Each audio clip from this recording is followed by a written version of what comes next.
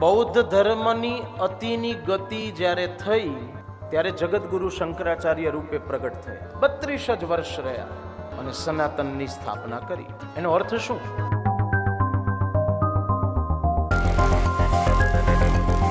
જ્યારે જ્યારે ભગવાન ધર્મની રક્ષા માટે પધાર્યા અને જ્યારે જ્યારે જરૂર પડી ત્યારે પધાર્યા, એના પાછળ આપણે ત્યાં સ્પષ્ટ દાખલાઓ પણ છે જે સત્ય સનાતન હકીકત છે.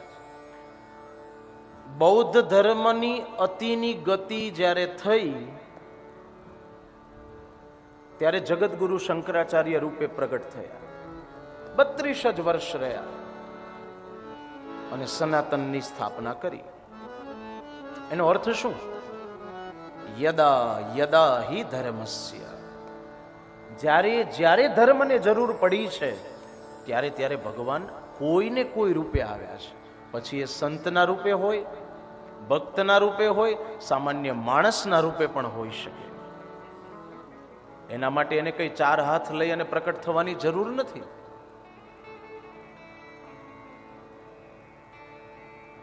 જોવાની દ્રષ્ટિ જોઈએ, મન એકાગ્ર જોઈએ તો આ બધું સમજાય.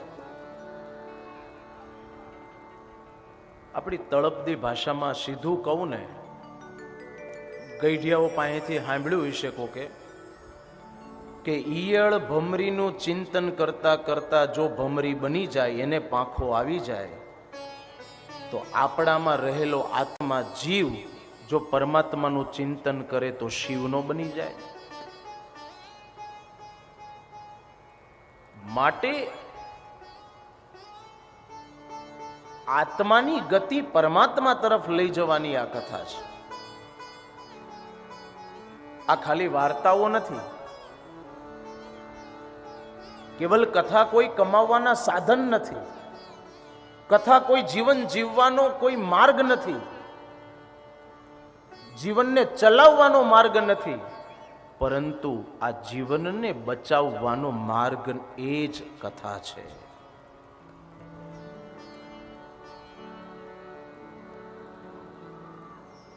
આ મારી અને તમારી આજીવિકા નહીં, આ મારું અને તમારું જીવન છે.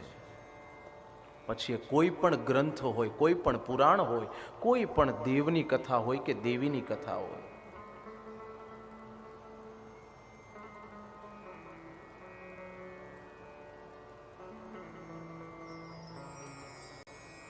કેમ કે પછી તો શું સ્વીકારવું ને શું ન સ્વીકારવું એ તો આપણી મરજીની વાત છે.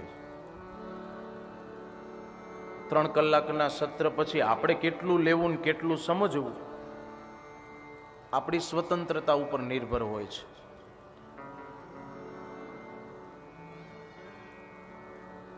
અને એટલા માટે તો મને નરસૈયાજીનું પદ યાદ આવ્યું. વાત ઠીક લાગે તો અંતરમાં ઉતારો,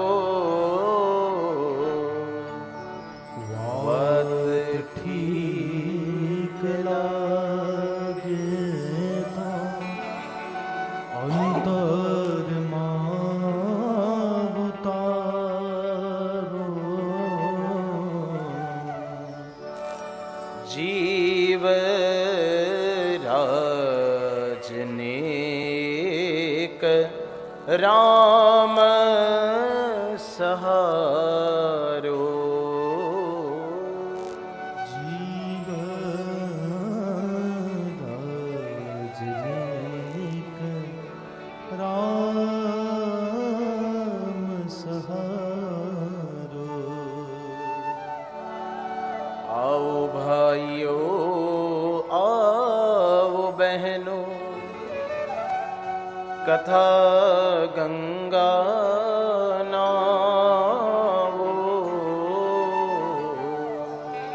आओ भाइयों आओ बहनों, कथा गंगा नाओ.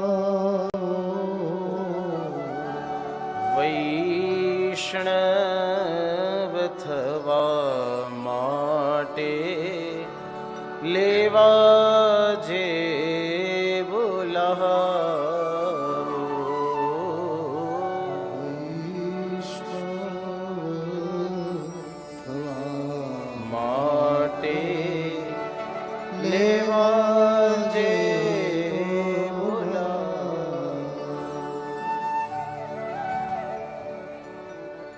કેટલું લેવું એ આપણા ઉપર નિર્ભર છે.